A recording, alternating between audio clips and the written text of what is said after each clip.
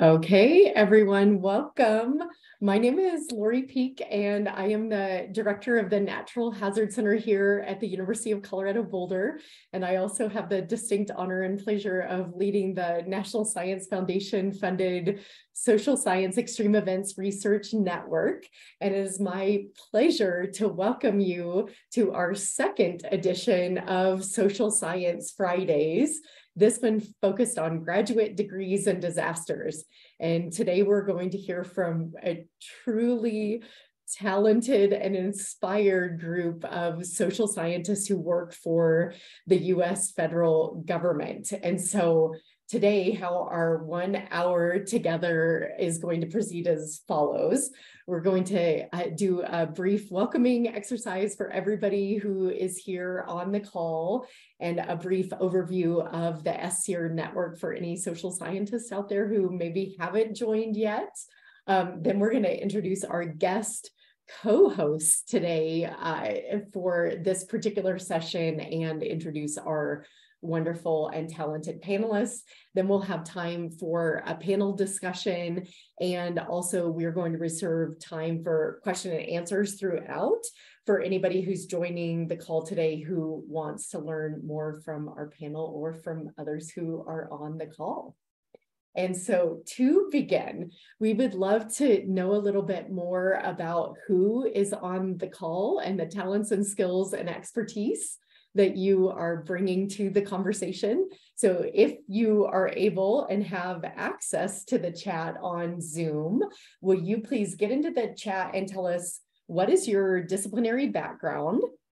And then also, will you put your affiliation in there so we can get a sense of where people are located professionally? And so I cannot see the chat right now with my Zoom. Oh, there it is, because I'm sharing my screen. I did just get it back up.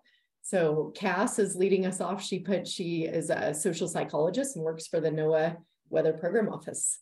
I'm Lori Peak, and I'm a sociologist and work at the University of Colorado Boulder. Okay. And great to see. Welcome, Allison from Northeastern University. Shayna is joining us, who is another federal social scientist from the USDA. So we hope as other social scientists at other agencies join in, it'll be great to hear from you, as well as it looks like we have several academic students, postdocs, and professors who are on here as well. So again, welcome to all those who are on here, and please do share your disciplinary background and affiliation so the panel can have a sense of who is joining today. So to launch us off, just a few words about SCR. I know most of you on here who signed up today are already members, but a few words about SCR. It is a global network. We currently have over 1,400 members around the world, although most of our members are concentrated in the US. We're all social scientists, self-identified and trained, who study hazards and disasters.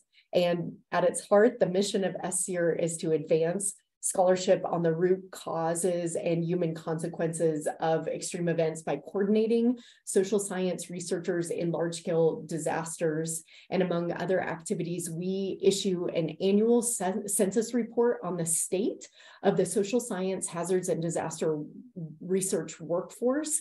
And also we maintain an interactive web map where you can learn more about those 1,000+ social scientists around the globe who study hazards and disasters.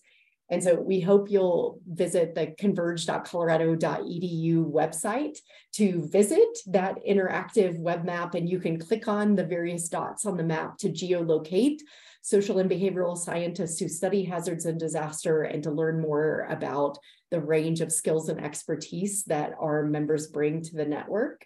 And then also, as mentioned, we issue an annual census report for the SCR network to better track the status of the hazards and disaster research workforce.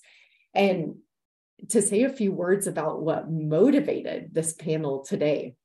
So one of our recent census reports showed that we now about 9% of our SCR members self-identify as being government researchers, predominantly from the US federal government.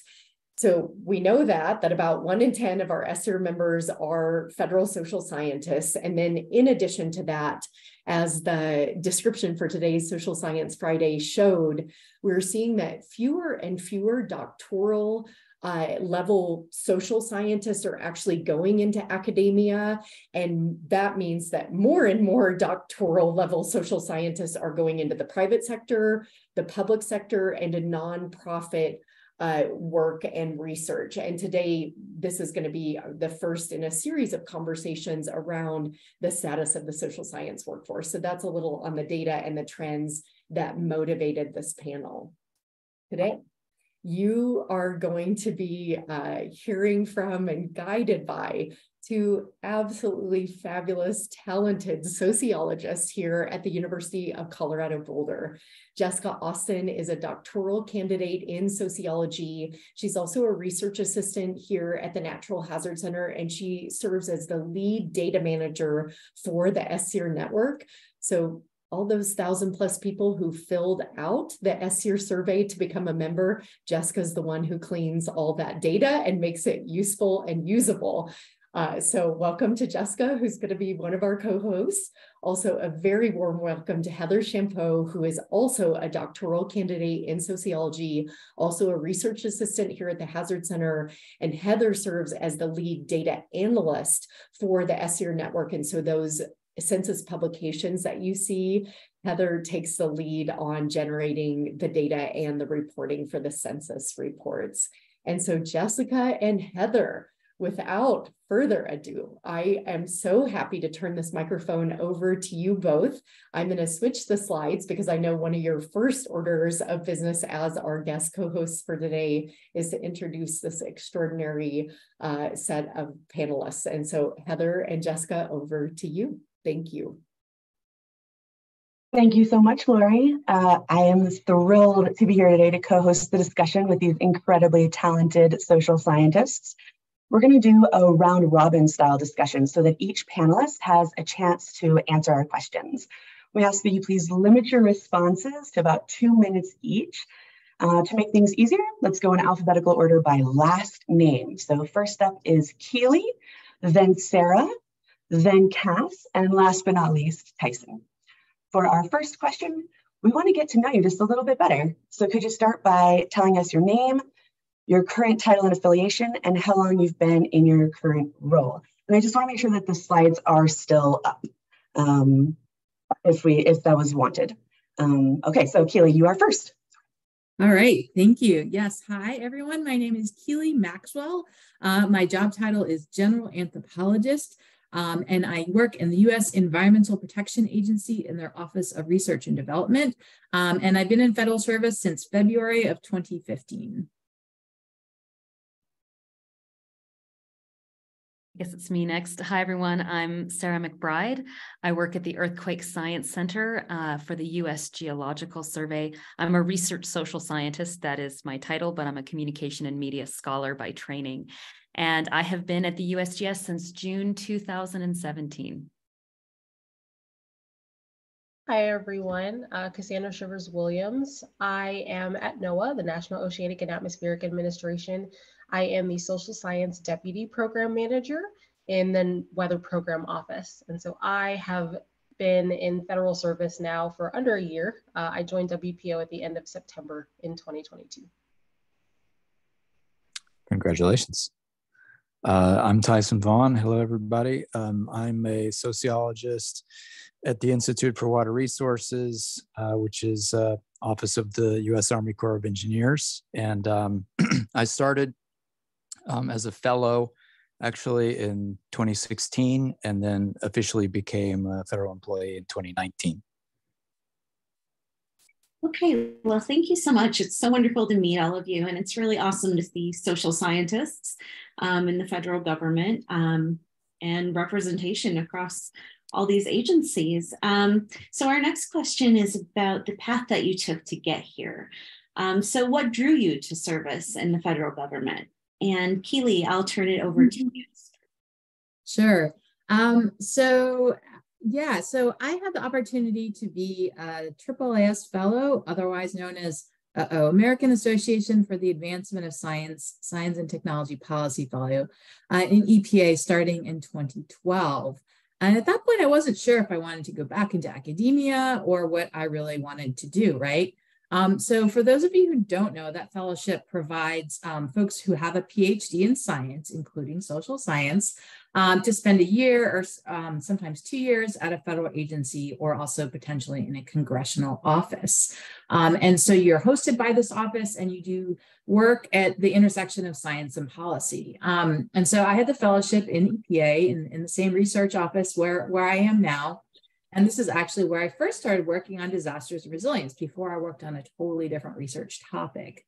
And that experience really cemented my interest in federal service. I did not at all want to go back to academia. And I think there's a couple of reasons. First, I was able to conduct applied research, which I really enjoyed, seeing how my work just made a difference. And you could tell that on a very immediate basis and not just by the, 10 people who read your journal article. And I was really drawn to continue at EPA in large part because of the amazing colleagues I had there. And also because it's a very mission-driven agency. And it was really nice to be, in this environment where you're all working together to protect human health in the environment. And finally, especially again, in comparison to academia, I had the opportunity to get a much better work-life balance. And I had 2 young kids at the time. And that was another important factor to me. So I'll finish off and let others add other reasons.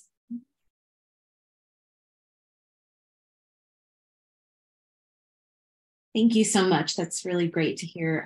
Sarah, you're up next. I feel like I had sort of a Chutes and Ladders board game experience of trying to get into federal service and working here.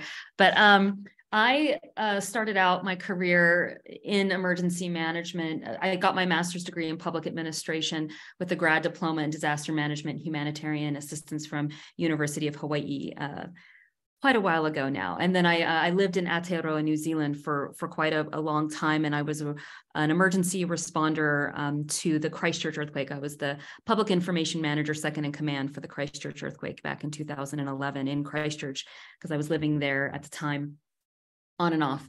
And I became really fascinated about these questions around earthquakes and how we can communicate about them better, and doing public education and public information and really looking into the geohazards. And I got my PhD there. And in that time, I was working for GNS Science, which is basically the USGS of New Zealand. And when this Mendenhall Fellowship got advertised to work in earthquake communication, in particular around aftershock forecasts and on Shake Alert, the new earthquake early warning system for the United States, I decided it was my time to come back. And fortunately, the USGS decided to repatriate me and bring me back from 16 years of living overseas.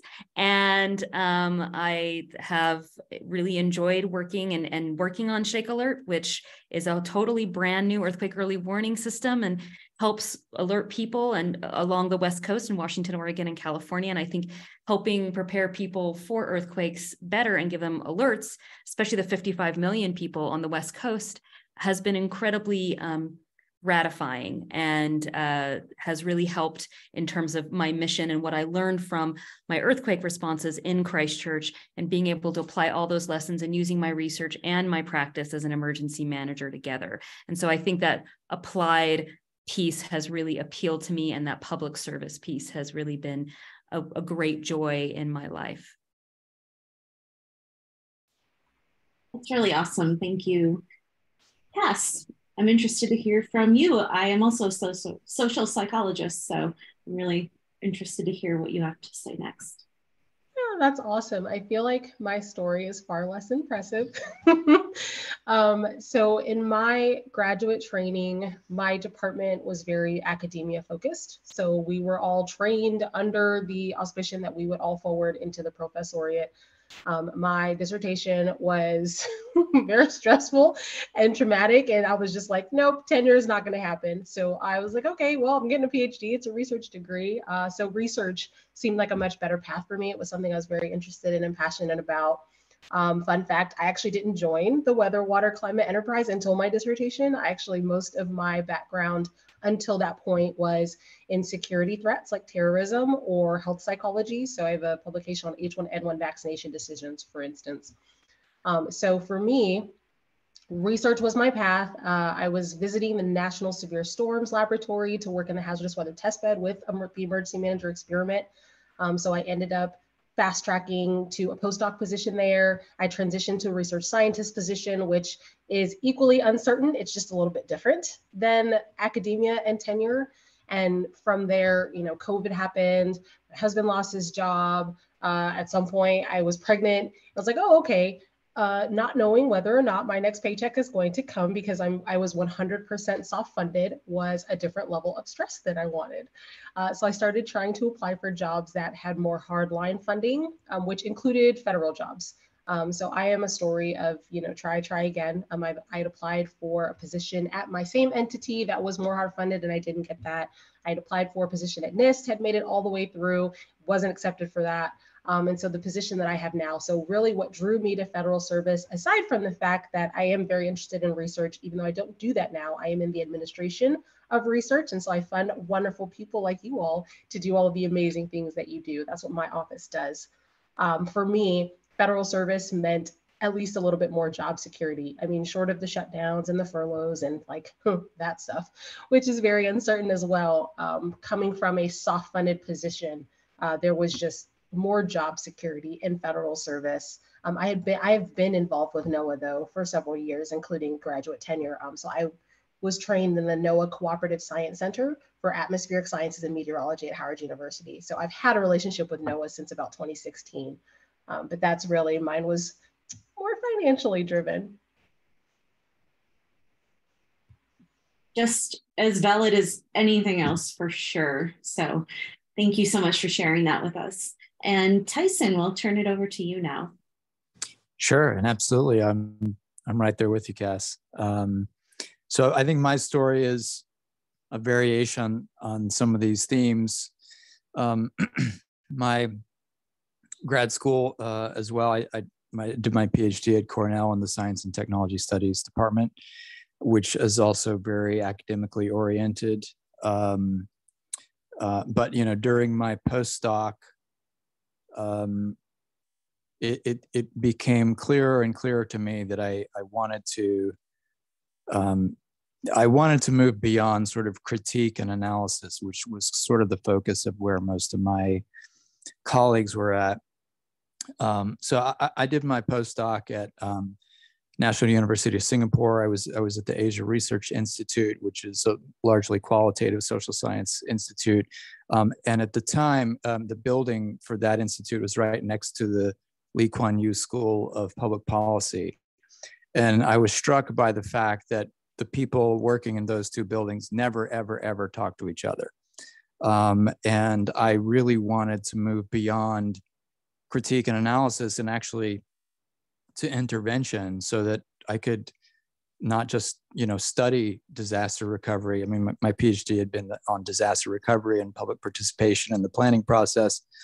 And I wanted to move beyond talking about that and analyzing it to actually helping improve real people's lives. And I think certainly you can do that in academia. I think, you know, Lori Peak and colleagues here have done that. But it just was a more direct path and easier for me in public policy. And certainly have to agree that work-life balance is much better. And, you know, I mean, I do miss the flexibility of being able to choose which 80 hours to work a week that you have in academia.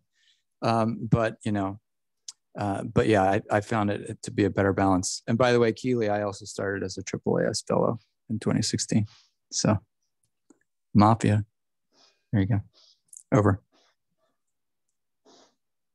Thank you all so much for sharing those stories of how you got into your careers and how you got started on your track that you're on now.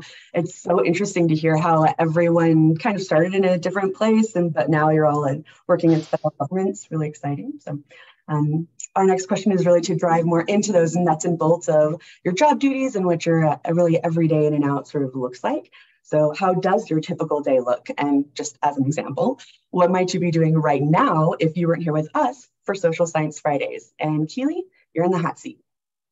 All right, thanks. Well, let's see. I would probably be at a meeting. So, EPA, we managed to have a meeting for everything. We have research team meetings, staff meetings, division meetings, all hands meetings, interagency meetings, working group meetings, training meetings, you name it, there's a meeting for it. So that's probably in all likelihood where I would be. Although there is an exception because it's Friday. So Friday means that about half the people are on their compressed day off.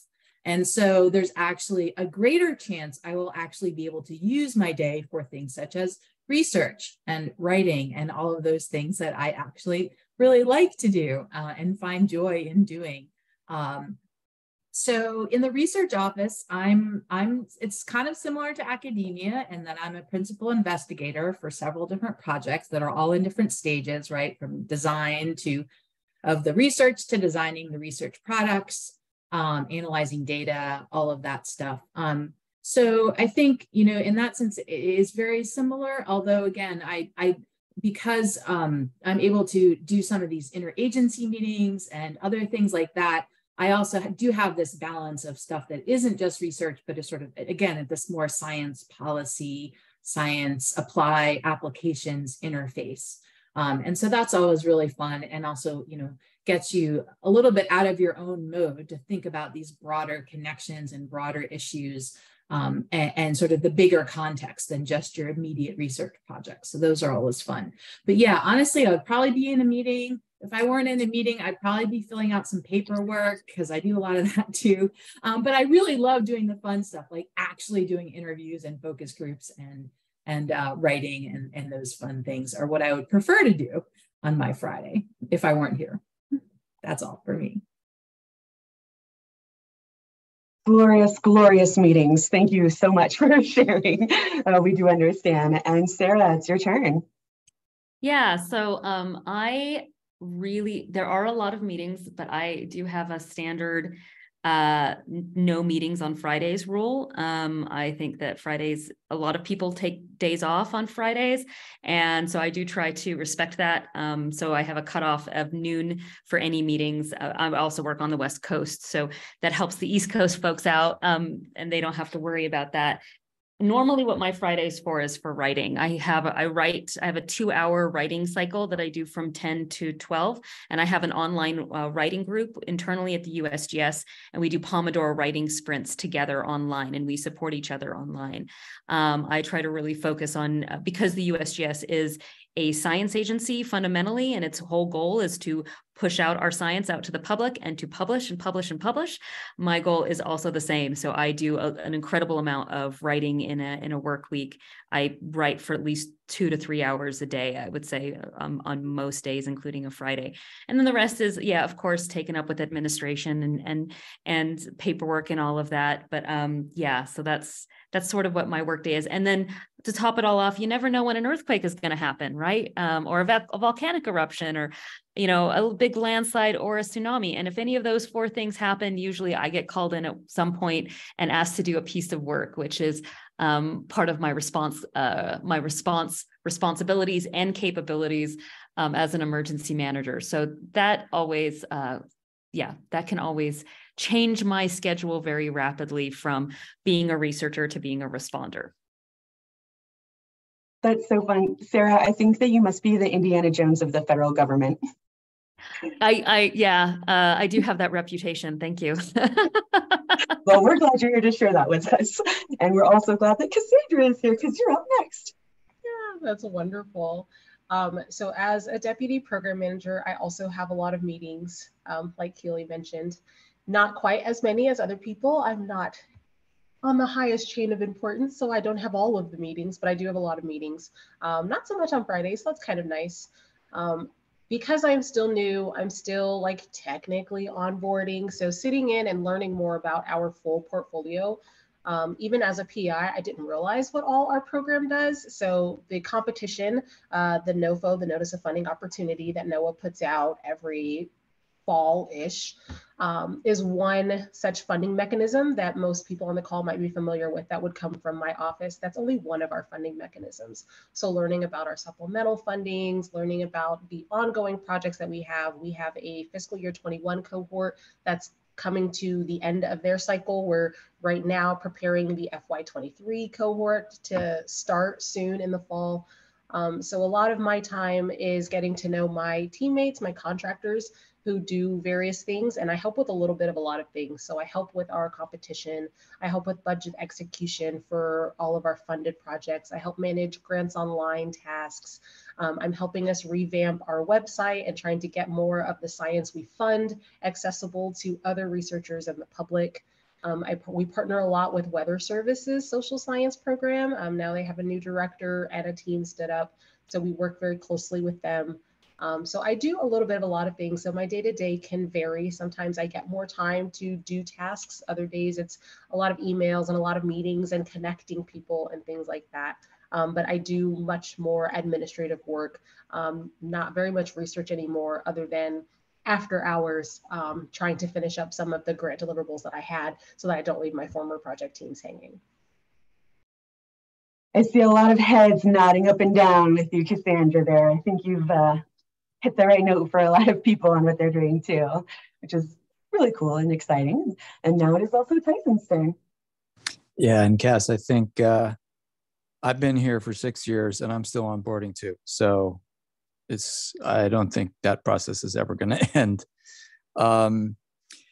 Yeah, I mean, you know, the Corps of Engineers is a very large and complicated organization, and obviously it's just a federal agency within a larger government, which is also super complicated. And so, I mean, a good bit of what I have learned has been really organizational knowledge and institutional knowledge, and how does the money work, and you know, what is policy really? You know, I mean, I didn't really study policy before, so I just had vague ideas about what it actually was, and now I've got a much more concrete, you know, sense of the different forms that it takes and how it's codified and how it's implemented and how it's funded and all that stuff. I think that, the things that I do a lot of different things, which is one of the things that I really like about this job. So I work on everything from, I do high level policy work, you know, with our political office and leaders at headquarters, primarily on EJ right now, environmental justice, and also on what we call other social effects, which is just measuring the social impacts of our projects and things like that. I do everything from that to direct support of projects on the ground. So for example, right now, I'm working on a flood risk management. I'm the public engagement lead for a flood risk management study in Honolulu. And so actually that's probably what I will work on right after this meeting, is I will write a letter to the community. And also I do some training, you know, develop training, deliver training, those kinds of things. And then one other thing that I do is I represent the Corps to some interagency bodies. So for example, there's a Environmental Collaboration and Conflict Resolution Forum at the CEQ, the Council on Economic Quality. So I often will represent the Corps there. Also, the EPA runs a program called the Urban Waters Federal Partnership, which has 15 agencies that are a member of that partnership. And I sort of do the day-to-day representing of the Corps to that at the national level, and then coordinate with folks at our local districts as well.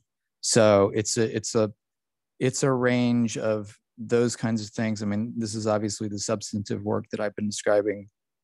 There's obviously lots of administrative BS, as there is in any other job. But you know, that's just, you got to deal with that. Over. Always, no matter what role you're in, there's the administrative BS to deal with. So thank you for taking that on. And it sounds like there's a really good mix of some routine things that you do and also some things that just pop up, especially for Sarah, our Indiana Jones here. So thank you for talking about those things that you do every day. And so now we're going to ask you to take the role of the sage and give some advice to some people who might be considering similar career paths. If you could go back in time and visit yourself at the beginning of your federal career, what advice would you give to your younger self? And Keely, we're going to make you go first. Sure. I think one of the things I didn't realize was quite so different, especially again, comparing academia versus federal service, is that in federal service, you have a supervisor, right? So I have performance evaluations every year. I set performance goals, right? But my supervisor also helps me with professional development, right? So I think that's just one thing that's very different coming from academia, and it's a very different relationship from you to your graduate advisor or department chair or what have you.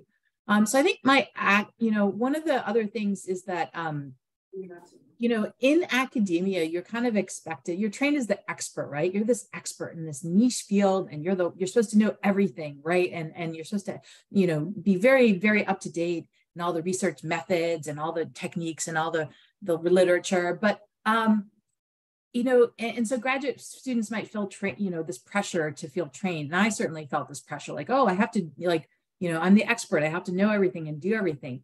But in federal service, and you enter, and then your supervisor is talking to you about, like, well, what are your professional development goals? And what more do you want to learn? It's like, oh, wow, that's a very different mindset. So I think my advice to myself would be to let go of the pressure and expectations, right, I had for myself in being that expert, to switch to this mindset of it's okay to, have ongoing professional development and career development, and to think about that deliberately, and not have this sort of internalized sense that, oh, I have to, be this very narrow niche expert, and that's all I'm allowed to be. That's all. Mm-hmm. That's really cool. And I think the graduate students who are on the call with us today, that's probably a really inspirational way for them to look at it. So thank you for that. Sarah, what advice would you give to your younger self? Probably run. No, that's not fair to the USGS. Actually, my experience was I was the only social scientist I am the only social scientist at the Earthquake Science Center. So I'm the only person who does what I do in a staff of 350 people. And on top of that, there's only myself and a quarter of another Mendenhall and a quarter of another Mendenhall for all of the natural hazard mission area. So social science has not been a priority for the USGS, really. And I think that Lori can back me up on this particular thing. So it has been a learning experience for both myself and the USGS in terms of how we can make the vision of interdisciplinary research and combining hazards with people's experiences, to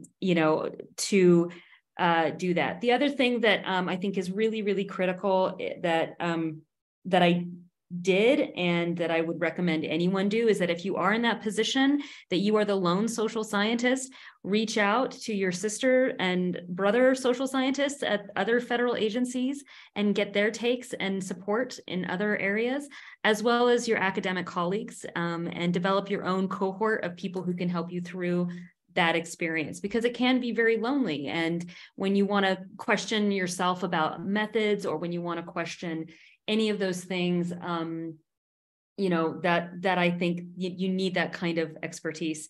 The last thing I would say is there's an internal review process at the USGS. All of our documents, the things we publish goes through Fundamental Science Practices Review. And I would say enjoy that process a lot more and especially at the beginning, because it really taught me how to write rock solid research papers fast and well, and up to a very high agency standard. And I have to say, I did not enjoy that process at the beginning because it adds 3 to 6 months to your writing and it can take a while, but to understand how great that training is. So I would say I would tell myself to be a lot more grateful for the learning experience that was to come, and realize that while it was hard and while it was difficult and while it was an uphill battle, especially with my physical science colleagues, that to be patient and to really always be grateful for this incredible experience. So that would be me. That's really awesome. Thank you, Sarah. I really like that advice to reach out to, other social scientists, within your agency or out of your agency, or, create your wolf pack, like Lori said in the chat. So thank you so much. And Cass, I'm excited to hear what you have to say. Yeah, and to Keely's comment, demand absolutely outpaces supply. That's the position that I'm in. Our entire team is social scientists. We're all PhD social scientists at that, so we get pulled in a lot of different directions, and there are definitely more people asking us to do things than we are able to physically do. But backtracking like 7 months, because I haven't been here that long, I think one of the things I would tell myself would be to negotiate a little bit differently. So one of the wonderful things when you enter the federal workforce is you have the most leverage you're going to have in terms of negotiating your job package. So I learned the hard way about a couple of the things that I negotiated that it just wasn't quite right. So some of the things I negotiated, I would have probably phrased a little bit differently to see if I could get that covered. I would say everyone knows government moves slowly. Like that's the thing, that's the joke. No one really understands how slow it moves until like I'm still waiting to hear back about a software I inquired about from November. So like, yeah, and this person has been in meetings with other teammates. I'm like, oh, this is a real person. They're just not replying to my emails. Got it. And it's also harder because I'm not in person. So it's not like I'm the kind of person I just go walk to your desk like, hey, what's going on? Let's talk. I can't do that yet because I'm not in the building. I'm still in Norman, Oklahoma. I haven't relocated. And so for me, having recently taken a lot of like strength finders kinds of personality tests, that realm of tests between the way our team runs, and I'm actually in the AMS early career leadership cohort, so we had to do it there too. I am a doer, right? Like that's a thing, like the Home Depot commercials, doers get things done. So that for me is very hard with the pace of government, because I can do my part and then it just has to wait. So that's one of the things that I would tell myself is to just, really grow patience and be anticipatory of the fact that it really does take a few weeks or a few months to get things done, which is unfortunate because on the academic side, sometimes you don't have that long. For instance, we were just talking to Lori about the Natural Hazards Center workshop this summer, and we're not going to find out about travel for probably another, I'd say 6 to 8 weeks, which is tough because the workshop is like 10 weeks away. So it's just learning the slower pace of movement in government as compared to academia and other kinds of spaces. Thank you so much. So patience is what I'm hearing from you. Thank you. I appreciate that. And Tyson, we'll turn it over to you. What would you tell your younger self?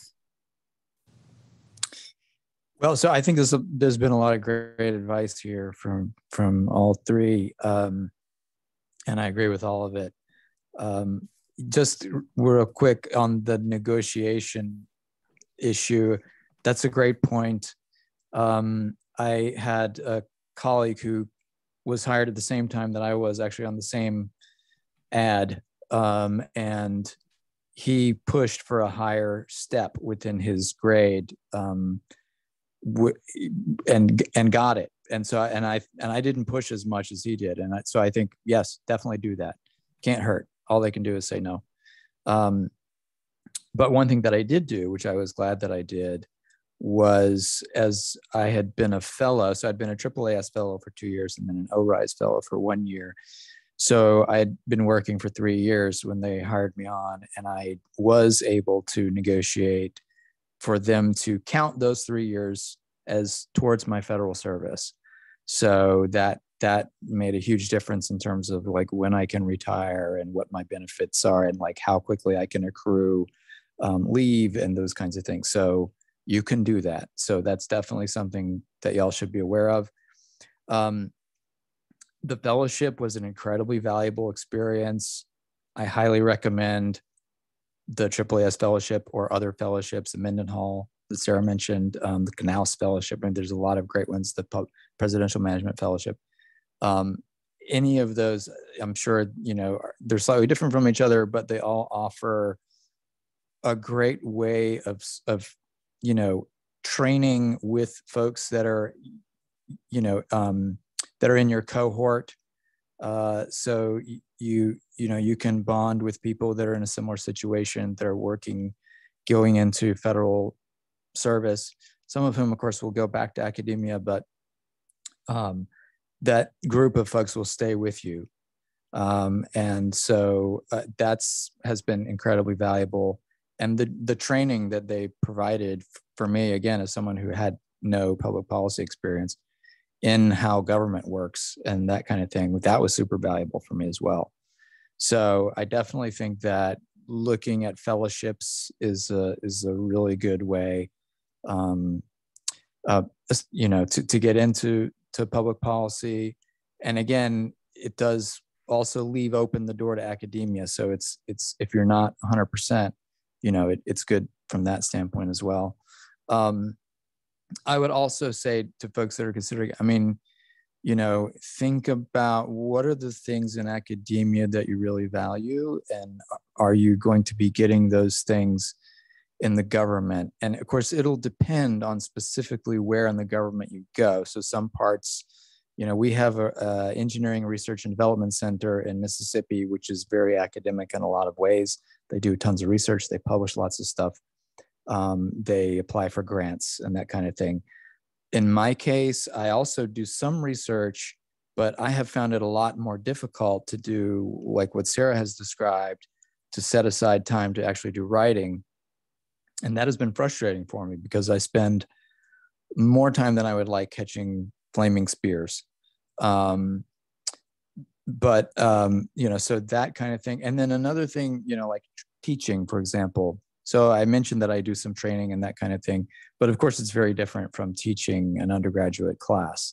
So, and I miss it. I really miss that aspect of academia. So I think thinking about these kinds of questions, what are the things that you really value in academia or just in work in general, you know, it's going to be important to do.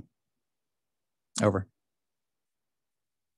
Thank you, Tyson, and thank you for giving the example about the negotiation. I don't think a lot of people, even people who have worked in government, such as myself, know that you can negotiate like that. So that's really valuable to know. So thank you for giving that example. So right now I'd like to open up the floor to anybody who has a question. If you could please use the raise hand function that's at the bottom of your screen under reactions, and it'll say raise hand, and I'll call on you, or you can go ahead and throw your question into the chat. Either way works. And yeah, I see we have a question already. So Allison, if you want to go ahead and unmute yourself and go ahead. Thank you, and thank you to all of the panelists today. I'm in my third year of my PhD at Northeastern in sociology, and I specialize in disasters, cumulative disaster exposure. And I've been thinking a lot about what I want to do after the program. I came into the program having worked in the Red Cross and the Peace Corps and doing that sort of stuff, more hands-on response work. And I'm thinking that that's the direction that I'd like to head after this program, or more into like government. I don't know. I'm not quite sure, but probably not academia, not at first. And I'm wondering if you were hiring someone for your current job, what would you want to see in their resume? Like, I'm trying to work backwards. I'm in the midst of preparing my field statement and my dissertation proposal, but I want to craft a dissertation that's going to be advantageous to a career outside of academia. So like, what types of skill sets should I be highlighting? Or, is that even important? Like, would your employer care? And so I'm trying to get skills in quantitative analysis. And yeah, so I'm just curious, what would you recommend? What would you want to see highlighted in someone's resume or their dissertation research? Like more of a public sociology background. That would be really helpful for me as someone who's trying to stay ahead and plan for that kind of a future. Yeah, go ahead. I saw Keely, I think, had her hand up first, so. Sure. So I've been on a couple of hiring panels lately, so I will tell you some things that stood out. So part of it is not just the dissertation, right? So I'm going to go totally against the advice my graduate school advisor gave to me, which was do nothing but the dissertation for the next 4 years or whatever. So it's about doing like what stands out is that you can show you're a good fit for federal service, again, by doing a variety of types of research. So maybe working on different types of projects instead of just one topic, again, because again, it's beyond the niche expert thing. That is important, but that's not the whole package, right? It's about showing you can work with different collaborators. So that might be, again, partners with community partners, university, nonprofits, right? So that might be part of your dissertation research or without it. But that I think is really important and something we look for. And the other thing is a variety of different end products, right? So I know you have your dissertation, but there's also things like anything from a journal article to a podcast, to a policy memo, to a report with a nonprofit. So the more you can show different types of end products, even throughout the research stage of a dissertation, working with different partners, and again, so I would say that's as much as important as, you know, the methodologies or techniques that you might want to demonstrate. I'll stop there. I guess I'll go next. I think that's a fantastic question, Allison. And if I was going to hire for my role again, first of all, the number one thing I would say at the USGS, you really need to be able to work well with physical scientists, particularly earth scientists, which are a unique brand of physical scientists, as I have learned over my many years working with them, and really being able to work with them in a collaborative fashion and working with all the different disciplines together. And also working with different kinds of social scientists as well on top of that. I like to consider myself very scientifically flexible when it comes to working with different groups. While I'm a communication and media scholar, I work with all the various disciplines, I think now, except for economists. And I even think I did that recently across those things. So having that real flexibility and willingness to understand other people's disciplinary methods and the perspectives that they bring to the work, I think is really, really critical. The other thing I really would want to see is, are you a good writer? Like, what kind of writing do you engage with? Do you write fast? Do you write well? Are you really good with desk research? Because the Paperwork Reduction Act can sometimes really limit the amount. I know I'm getting the laughter and the, oh Lord, moment. I see you, Cassie, over there. I see what you're saying. You know, are you really good with desk research? Can you really do good social media analysis? Can you do content analysis? Can you do really good lit reviews? Can you supplement that work while your field work might be slowed through the PRA process? Can you write a couple of other articles while you're going through? That's really, really critical to know that in the federal service, the amount of field work that you can do can sometimes be limited due to the Paperwork Reduction Act and other things in terms of time frames. So being able to cope with that and have other skill sets up your sleeve is really, really, really useful. So that's what I have to say about that. Yeah, we can have a whole separate webinar on PRA. So I actually really love the diversity of our panel because I don't do research. So what I might look for in hiring someone looks totally different because I love your disciplinary background and the work you do. You don't need that particular experience for the types of things that we do. The skills that you learned getting that expertise are far more important. So I'd like to start, like, big picture though, worth noting out loud that a federal resume looks very different from an academic resume or CV. And so that's really important to know in the federal hiring process is it needs to be formatted differently. Same content, literally just formatted differently. It took me hours, and I am plural, hours, lots of hours, turning my academic CV into a federal resume because you have to pass the robot. And so those keywords, those buzzwords, so also the skill set that might be important for the job that you're going to apply for, it's going to be in the position description. And so you want to make sure you have those words, phrases, tasks, skills highlighted so that you can get past the robot to an actual hiring manager's desk. Again, we can have a whole webinar about that too. But for our job, for our position, our office, our team, writing, absolutely crucial. We do a lot of memos, emails, plain language. So turning some of the science that Sarah described from physical and social interdisciplinary projects, all of it, into plain language that someone can understand. When we write memos, it looks very different when we're writing a memo for like our deputy director or director versus like the AA, the assistant administrator of OAR, or even higher than that, or communicating across Weather Service. So being able to communicate across different types of scientists, different types of offices, jobs, tasks is really important. Being savvy in how you communicate with people, it's actually really wonderful. Our team is very diverse in a lot of ways, including fast versus slow. We have some slow processors on our team. They don't talk very much during meetings because they need time to think about it. So giving them things ahead of time is helpful if you want them to be ready in time for the meeting. Whereas we have some people that think really fast on the fly. A lot of media interviews happen, but we also have a media team that we get to work with that they ask us to work with them. They're absolutely wonderful.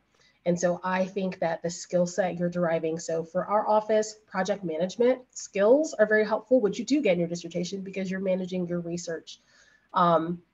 As a soft funded person, research grant writing was really important. And then again, the role that we do, can you critique science? So you do have that, that's where you can employ your expertise. It might not be in your field, but disciplinary, methodologically, statistically, like does what someone is proposing to do make sense? Is it sound science? Is it worth funding for hundreds of thousands or millions of dollars? So those types of tasks are what my office would work on. So that's fantastic input. And yeah, I totally forgot about the whole resume thing. Yes, and when USA Jobs asks you if you're like the top expert in the universe at something, the correct answer is yes. You have to say yes. I would also, for my position, so I think you're already kind of ahead of the game because I think you mentioned that you've done Peace Corps. So that is huge to me because I think one of the things that's really important is a sense of mission and dedication to public service. And so that already is pointing in that direction for you. I would want to know, ideally, do you have a strong sense of empathy for communities, for the public? A lot of what I do is public engagement. I work with the Collaboration and Public Participation Center of Expertise in my office. And so that is absolutely critical. Do you have empathy for the people that you serve? I think is fundamental. So yeah, I just wanted to add those to the mix as well. Over. Thank you so much for those answers. And Allison, thank you for that wonderful question. Is there anybody else who has a question? Okay, awesome. Jean-Claude, if you want to go ahead and unmute yourself. Thank you. So yeah, I'm Jean-Claude Ndongo, fourth-year PhD student at Florida Atlantic, and also a Bill Anderson Fund Fellow. And my PhD is in public finance and public budgeting, so under the umbrella of public administration. For one, I've had the opportunity to work on a project with the USGS last year. But my question is really going back to Tyson's comments about using the fellowship as far as your as a negotiation tool. So I have an internship this summer with the Department of Treasury. What are the best ways to leverage that in terms of a potential career, other than just making sure that I'm obviously doing a great job? The internship is about just doing data analysis on government spending data, which I will actually use for my own dissertation as well. So that's very helpful on both sides. But I was just wondering, how do I leverage that beyond just obviously doing a great job at the internship?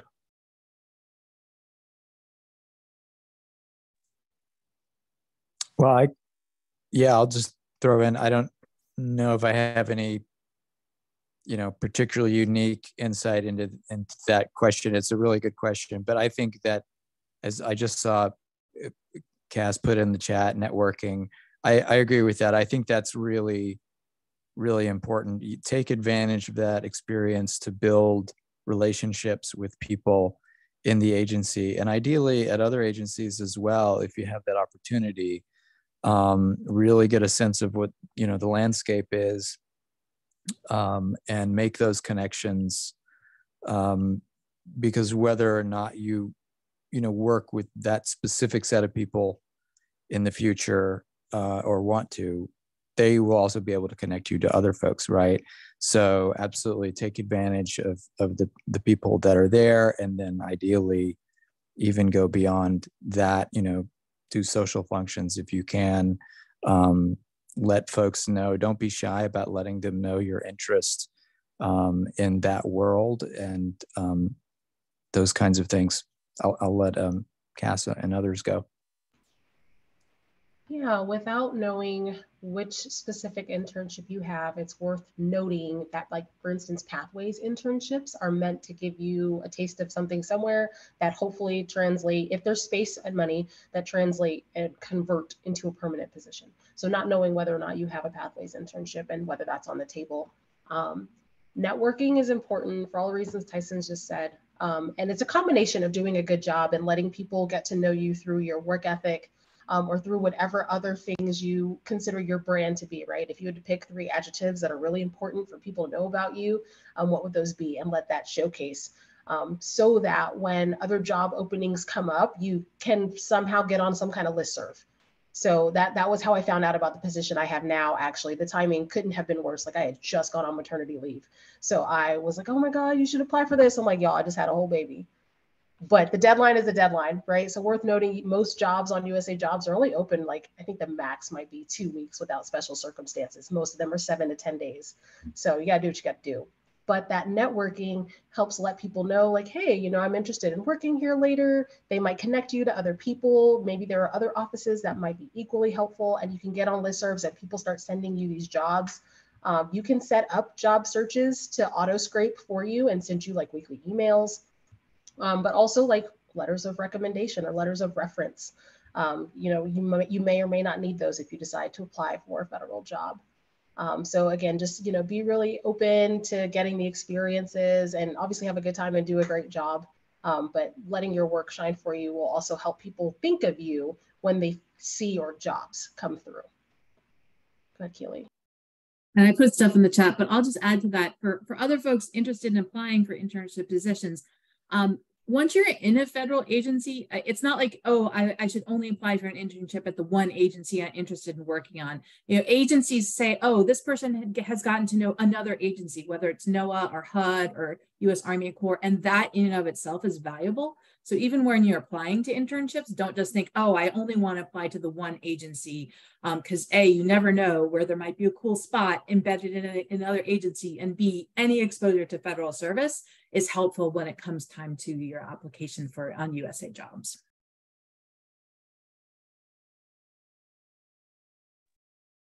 Thank you. Oh, I'm so sorry. Oh, please go ahead, Jean-Claude. No, I just want to say thank you. That's all. Okay. Thank you for the wonderful question, and thank you for those answers. And I just want to also, Keely, you gave some really wonderful advice in the chat about trying to get a product, get your name on a deliverable and be able to showcase that work. So I think that's some really great advice too. So unfortunately, our time together is at an end, but I want to thank all of our panelists today for all the wonderful advice that you gave us, all the stories and the nuts and bolts information. It was all really, really informative, and we were really, really lucky to spend some time with you today. Thank you for the wonderful questions. I wish we had more time because I think we could just talk about this for hours. But as Lori noted, we will be posting this to our website, and it will be available for other students and anybody to look at. So if there's people that you think would benefit from viewing this session, please go ahead and share that with them on our converge.colorado.edu website. And thank you, Heather, for co-hosting so ably with me, and to Lori, our fearless director, and to all of our audience members. Thank you so much for coming today. And I hope you all have a really lovely first weekend of May. Take care, everybody. Thanks for having us. It was great. Thanks, y'all. Thank you. Take care. Thank Thanks, you. Sarah. Bye. Bye. Bye, Lori.